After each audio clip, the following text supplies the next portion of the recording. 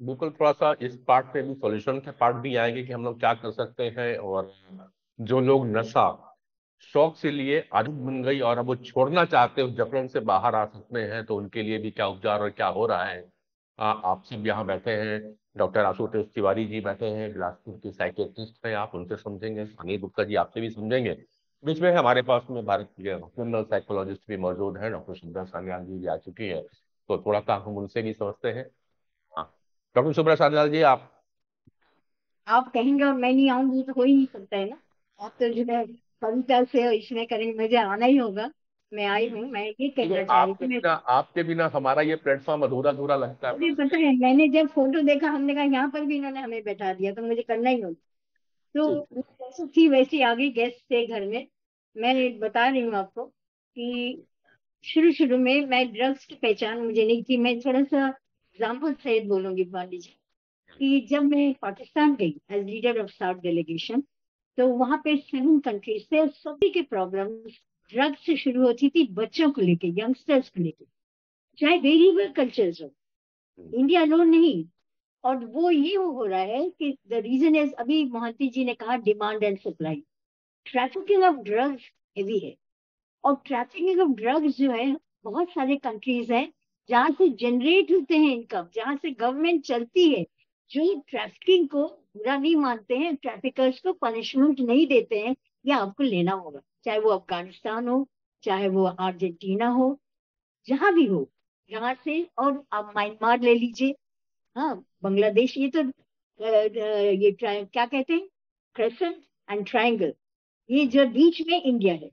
तो trafficking drugs होते हैं। अब मैं जो है एज अ साइकोलॉजिस्ट बताना चाहती हूँ कि मैं लगातार जब ट्रेनिंग देती थी पुलिस एंड जजेस को, मैं ड्रग्स के विशेष करके यंगस्टर्स पे जाती थी एज यूजुअल। तो ड्रग्स के लेने के 3-4 स्टेजेस होते हैं। बच्चों, तुम क्यों ड्रग्स ले रहे हो? We are taking it as an experiment,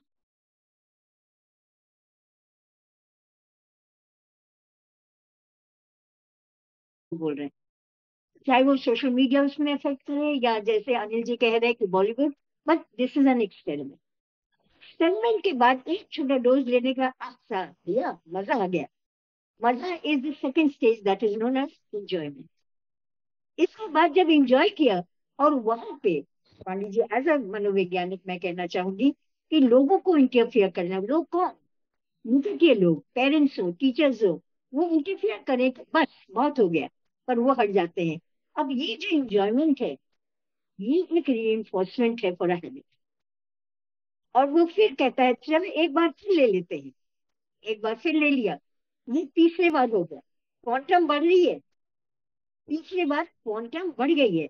अब उसके बाद जो है आता है धीरे धीरे रेपिटेशन एंड रेपिटेशन, जिसको मैं फिर कहती हूँ हैबिचुएशन। अनिल जी अग्री करेंगे इसमें। हैबिट बनती जाती है। एक पर्टिकुलर समय में नशा का एक नीड आती है, एक लगाव आता है, एक इच्छा आती है। वो चाहे बाहर फ्रेंड्स के सर्कल में जाए या जहां भी जाए, वो लेता है। और ये हैबिचुएशन अगर फिर नहीं कंट्रोल, वो वर्सन हो जाता है इनटू डिपेंडेंसी, जिसको हम लोग कहते हैं साइकोलॉजिकल एंड फिजिकल डिपेंडेंसी। यहाँ पे अगर आप रोक दें तो हैवी विड्रॉल्स आता है। तो ये सब चीजें, कहाँ पे हमें अलार्म बेल बजना है? अलार्म बेल वही बजना है जब रेपिटेशन शुरू हो। अब ये जो है यंगस्टर्स में देखिए, एक एज होता है 35-40 में, ड्रग्स जो है लोग अगर लेते भी हैं तो समझदारी में लेके उनको रिस्पॉन्सिबिलिटीज होती है वो छोड़ देते हैं। पर यंगस्टर्स लेते हैं, पीयर ग्रुप प्रेशर होता है, दूसरी बात है लोनलीनेस होता है, इलीनेस होता है, पढ़ाई का स्ट्रेस होती है, और सोशल मीडिया का इफेक्ट भी है। हॉस्टल्स में आप जाके देखिए ये कितने लोग जो है लेते हैं। क्यों? एक ड्रग आती है, महांती जी अग्री करेंगे, जिसको स्पीड कहते हैं। एग्जाम्स के टाइम में आप जाके सर्वे करिए, आप देखेंगे वो ले रहे हैं उसे just wait late at night and do the exams the next morning. और ये कंटिन्यूस एफर्ट होता है, उसके बाद वो ड्रग हो जाता है, एडिक्शन हो जाता है। हैबिचुएशन से ग्रेजुअली प्रोसेस जाता है एडिक्शन, वो हो जाता है। प्रिवेंटिव मेजर कुछ नहीं है यहाँ। नाउ दीज ड्रग टेकर्स, इनको फिर कहाँ ले जाना चाहिए? इनको लिया जाना चाहिए रिहैबिलिटेशन सेंटर्स, काउंसलिंग सेंटर्स। मैंने बहुत सारे सेंटर्स विजिट किए हैं जहाँ पे उन्नति हुई है, इंसान बदला है। और मैंने वो भी सेंटर्स देखे हैं जहाँ पे इंसान नहीं बदला है, उनको घर वालों ने डाल दिया है। पर घर वालों ने डालने के बाद क्या होता है? वो फिर वापस उसी घर में जा रहे हैं, उसी माहौल में जा रहे हैं, फिर से उनके लोग आ जाते हैं, आजा ले लो। मैंने ऐसे भी सिचुएशंस देखी है। कलकत्ते में मैं एक ड्रग सेंटर में गई, एक लड़का, he was in the army, मैं आप लोग केस भी बता रही हूँ, and he was sitting, he was lying, treatment was going on. मैं बगल में बैठ के उसको धीरे से बोली कि तुम्हारी माँ रो रही है, तुम क्यों बार बार रिलैप्स कर रहे हो, रिलैप्सिंग? उसने माँ ने दूर से कहा, ये सुन लीजिए पंडित जी, हम लोग फैमिली की बात करते हैं ना। माँ ने दूर से कहा, ऐसा लड़का बचने से मर जाना अच्छा है। उसने तुरंत कहा, देखा आपने, ये बोलती है इसीलिए मैं ड्रग लेता हूँ। Then I had to counsel the mother and counsel the child. और इंस्टेंसेस बता रही हूँ। मैं मद्रास गई थी, वहां पे बहुत नामी एक ड्रग रिहैबिलिटेशन सेंटर चलती है। वहां पे रात को मैंने देखा ग्रुप के लोग बैठे हुए बातें कर रहे हैं। So I got astonished and intrigued. ये लोग थे नारकोटिक अनोनिमस ग्रुप। ये ग्रुप के लोग एक दूसरे को बैठ कर समझाते हैं, अगर ये तरह गवर्नमेंट इसमें कुछ नहीं करेगी, एज अनिल जी कहा, इंडिविजुअल चेंज इज रिक्वायर्ड। तो वो नारकोटिक अनोनिमस ग्रुप बैठ के बात करते हैं, एक दूसरे के प्रॉब्लम समझते हैं, एक दूसरे को सहारा देते हैं। अगर इंसान ड्रग एडिक्शन में आ जाता है और उसको जो है रिहैबिलिटेशन सेंटर में ले जाया जाता है, तो वो सेंटर मजबूत होना चाहिए। The other day in our portal मैं डिस्कशन कर रही थी use and misuse of drugs, I think राशि के ही पोर्टल में कर रही थी।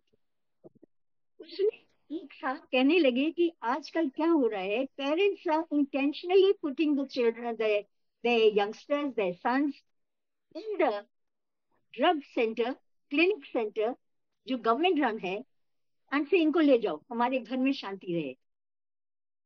और कुछ पैसे, क्योंकि ये सेंटर्स को मिलते हैं, दे शो द नंबर्स, मैंने खुद हैंडल किया है, numbers to the government, these are the so many people were giving treatment, there were funds may be given। ये गेम चल रही है। तो मेरा कहना है कि एक एज में सभी को एक नशा होती, नशे को बंद नहीं कर पाएंगे। आप लोग कहें गवर्नमेंट कंट्रोल, नहीं, NDPS act is very strict. NDPS act even goes to non-bailable offense if a person is found to have more than 15% quota of cocaine, charas or brown sugar, whatever it is। जो natural drugs है वो available है, जैसे जैसे आपका गांजा भांग है, किंतु ट्रैफिकिंग ऑफ ड्रग्स को रोक पा रहे हैं? जैसे महांती जी कह रहे हैं, आप पंजाब की तरफ देखे, क्रॉस द बॉर्डर, मैंने सुना है टैक्स दिया जाता है क्रॉस द फेंस, रात के वक्त पांडे जी, फेंस से ऐसे कर दिया जाता है। मुझे लोगों ने कहा है, मुझे दिखाया है, और वहां से पुलिस बॉर्डर में क्रॉस कर रहे हैं, क्या पुलिस देख नहीं पा रहे हैं, उठा लिया जाता है। ट्रैफिकिंग कहीं कहीं पे इनकम का सोर्स है। ट्रैफिकिंग इंडिया नहीं रोक पाएगी, अगर कंट्रोल करना है। NDPS act is very strict, non bailable है। अगर जितना कोटा प्रिस्क्राइब्ड है उससे ज्यादा किसी के पास रहे तो कहा जाता है ये सेल करने जा रहा है। और अगर कंज्यूमिंग कम है, 6 ग्राम 10 ग्राम, तो ये कंज्यूम करना है, तब तो अवेलेबल है, ट्रीटमेंट के लिए जाता है। पर हैंडलिंग तो किसी की नहीं हुई है, ट्रैफिकिंग हो जा रही है, demand and supply is going on. एक और केस बता के पंडित जी मैं बंद कर रही हूँ, क्योंकि मैं काफी इसमें अध्ययन की हूँ। ये जो आप दिल्ली के मशहूर स्कूल कॉलेजेस सुनेंगे, सेंट स्टीफेंस है, डॉन बॉस्को है, उनके सामने ठेले में ड्रग्स बिकते हैं, स्वीट मीट्स में दिया जाता है, खाने में दिया जाता है। और ये सर्वे किया गया है, डॉक्टर निर्मला बीरा राघवन ने किए थे, she is a veteran this thing is psychologist in Delhi University and Jamia and other places। इन्होंने किया एंड सर्वे करके देखा कि अदर वेंडर्स के सामान नहीं बिक रहे हैं, इनके बिक रहे हैं, क्योंकि बच्चे वहीं जा रहे हैं ड्रग्स के नशे में। एंड क्या हो रहा है कि अंदर जो क्रेज है, जो इजीनेस है लेने का, वो बढ़ता जा रहा है। वो वर्ड में और कहना चाहती हूँ, टॉलरेंस लिमिट होता है, जैसे शराब का होता है। आप थोड़ा पेग लेंगे, उल्टी कर देंगे, पहली बार लेंगे, दूसरी बार लेंगे, उल्टी नहीं करेंगे तो थोड़ा लेंगे, धीरे धीरे आपका क्वांटम बढ़ेगा। बॉडी कितना टॉलरेट कर रहा है, टॉलरेंस एंड इनटेक दोनों का एक होता होता है, कोशेंट होते हैं। हम्म। तो इस तरह से बच्चे लेते लेते लेते, अगर उनका जो है ठीक से ट्रीटमेंट नहीं होता है, रिहैब नहीं होता है, तो फिर वो दे गो टू एनीथिंग, एकदम यूजलेस हो जाता है। इसलिए मैं लगातार ये कहती रही, अलार्म बेल बजे तुरंत उसका ट्रीटमेंट कराओ, काउंसलिंग करो। और उसके अंदर एक एक चीज मैंने इंग्लैंड में स्टडी की थी, मुझे इसके लिए पूरे 4 महीने 6 महीने इंग्लिश भेजा गया था पढ़ने के लिए, एडिक्टिव बिहेवियर। वो लोग क्या करते हैं, जो हाथ है ना, बाजू है, बाजू में टीक लगा देते हैं। जो लोग स्मोकर्स हैं फॉर इंस्टेंस, उसमें से स्मोकिंग स्मेल आती है, ब्लड वेसल में मिल जाती है, हम्म। और इंसान सोचता है वो स्मोक कर रहा है। ड्रग्स का भी उन्होंने कुछ पील्स निकाले। ये सब चीजें करनी है, पर अगर आप कहें कि पांडे जी की गवर्नमेंट क्या करेगी, कैसे कंट्रोल करेगी, I think this is a hypothetical thing. ऐसा नहीं हो सकता है। Self study, self analysis, self discipline, जो हम लोग लगातार बात कर रहे हैं,